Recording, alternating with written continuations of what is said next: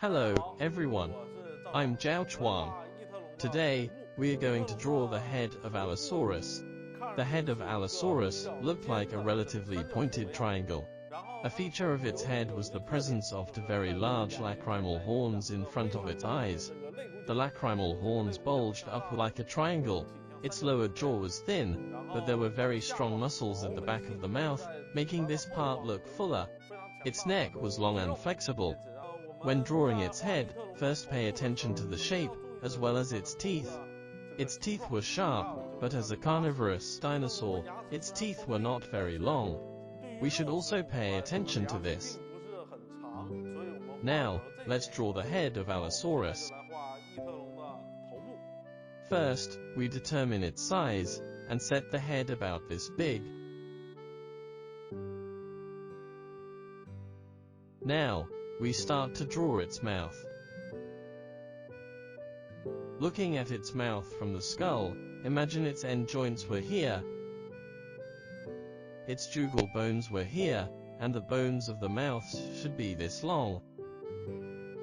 But in reality, the opening of the mouth was a little further down than the line of the bone. This is because although the fossils show that its teeth were exposed a lot, actually most of them were covered by the gums.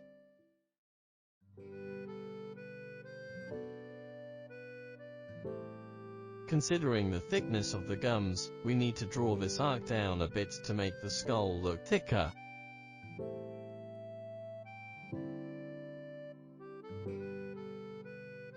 The rear part without teeth was normal. In fact, its teeth were not exposed very much, which looked a bit shorter than the fossils.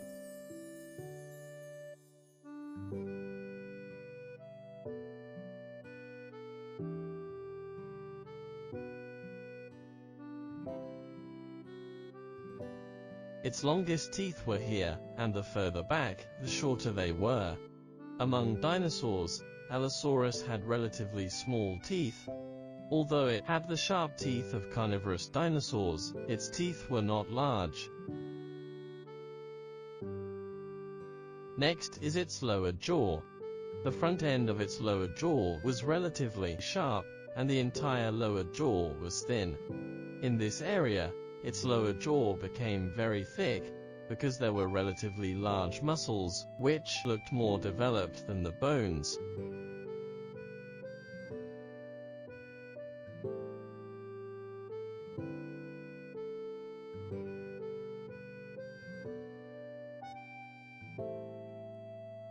The length of the lower jaw was somewhat longer than that of the entire cranium.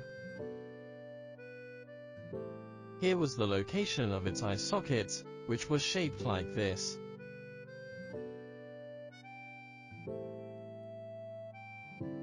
The eyeballs were this big, and the exposed parts of the eyes were like this. Its eyes were like bird eyes. This area that wrapped the eyeballs had a ring of muscles that was surrounded by skin, and the rest was the soft tissue that filled the eye sockets. The front was the antorbital fenestra, and the rear end of it was in front of the eyes, which were the distinctive lacrimal horns of Allosaurus. Its lacrimal horns were about this big, and it should be larger when it was alive. Because when it was alive, there were some keratins on the lacrimal horns, making it look more spectacular. There was more than one lacrimal horn above the antorbital fenestra. There was also a smaller, shorter, but very long bulge in front of the lacrimal horns.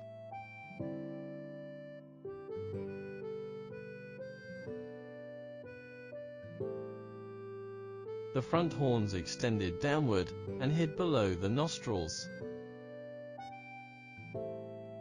The entire area of the nostrils was about this big, and the openings of the nostrils were located in the front and lower positions.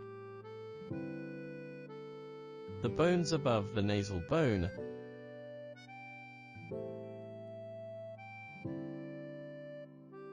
and the eyes were relatively rough. so while alive, there might be some keratinous bumps here. The lateral temporal fenestra had full muscles and looked rounder.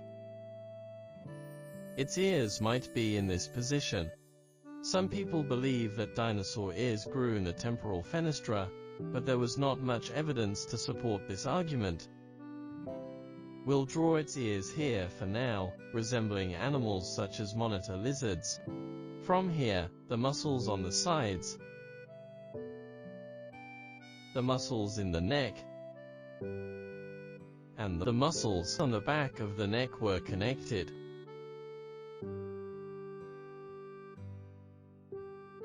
There was loose skin that connected the lower jaw to the side of the neck, and below was its throat.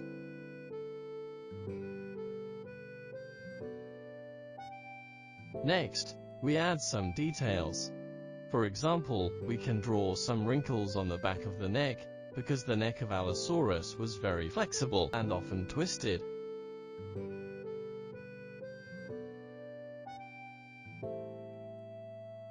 We can also draw some wrinkles on its throat,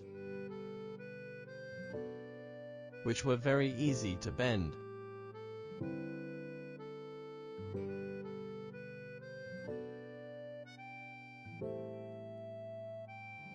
We can highlight the muscles in this position and make it look fuller. We can draw a lot of bumps on the outside of its teeth resembling those of crocodiles, to make the skin in this area look very firm.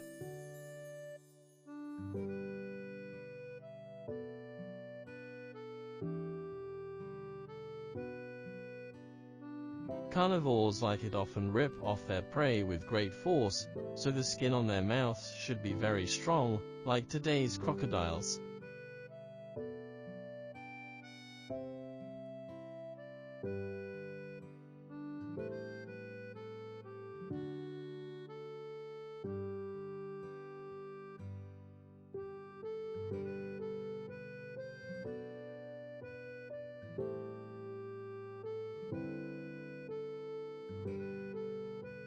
Lastly, we can draw some keratinous patterns on the lacrimal horns,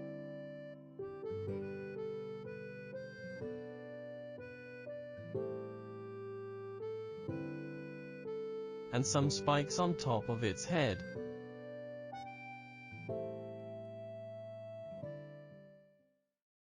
Good, like this. We've finished drawing the head of Allosaurus.